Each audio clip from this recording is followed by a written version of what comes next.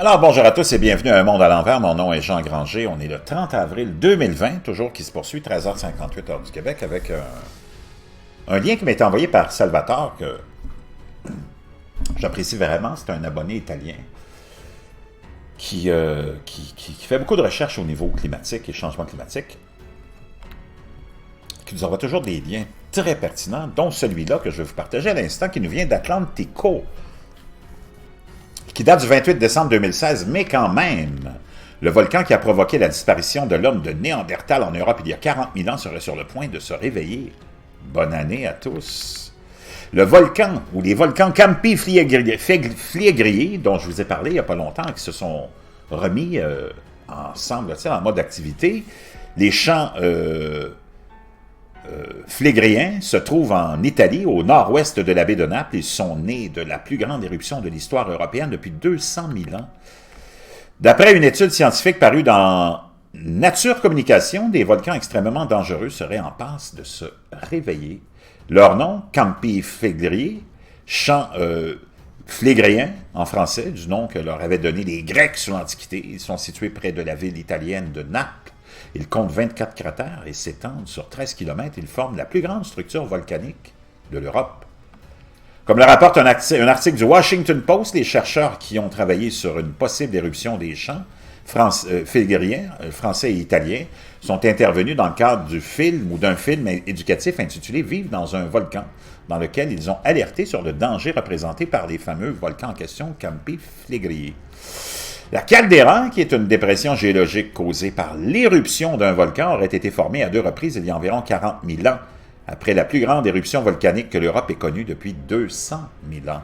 Il s'agit donc d'une très ancienne et très dangereuse région volcanique, comme l'appelle cet article paru sur le site de BMF Télé ou TV, accompagné d'une vidéo. La dernière éruption connue est celle de 1538. Elle était de moindre importance, mais pendant 8 jours, les volcans ont craché environ 40 km3 de matériaux volcaniques. Des cendres émises par le supervolcan ont même été retrouvées en Sibérie, d'après un article de Science Post. Il en résulta aussi une nouvelle montagne, le Monte Nuovo.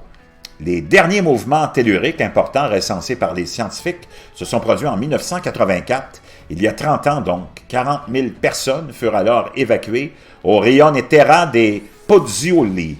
La Terre s'était soulevée de près de 2 mètres en une semaine.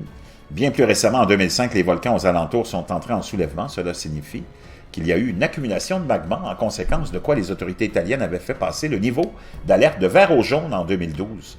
Quelles sont les raisons qui laisseraient aujourd'hui penser à un éveil ou un réveil des Campi Flegrei? Le magma, à force d'augmenter, libère désormais des fluides et des gaz à des niveaux bien plus élevés, de l'ordre de 10 fois supérieurs que la normale. Une vapeur brûlante, en se déversant sur les roches, peut leur faire perdre leur résistance mécanique, ce qui provoque une accélération du phénomène.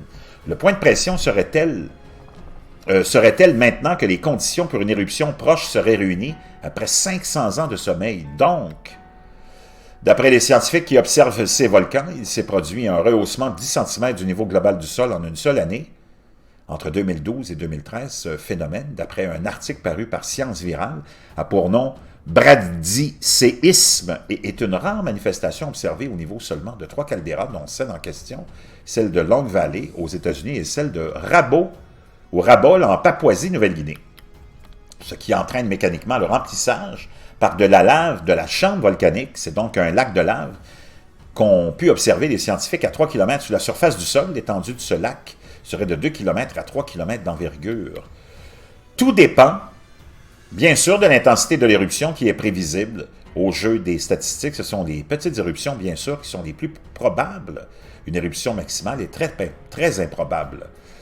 Selon Giuseppe De Natale, qui a dirigé l'étude mentionnée sur ces volcans, ces régions peuvent voir émerger les seules éruptions susceptibles d'avoir des effets catastrophiques au plan global, comparables aux grands impacts des météorites. Les volcans en question sont ce que les scientifiques nomment supervolcans, ce qui signifie que leurs cratères peuvent éjecter plus de 1000 km² de matière, c'est-à-dire au cube, 1000 km³ de matière, c'est-à-dire de la cendre et des pierres en une seule éruption. Une petite éruption aurait donc de toute façon de grandes conséquences.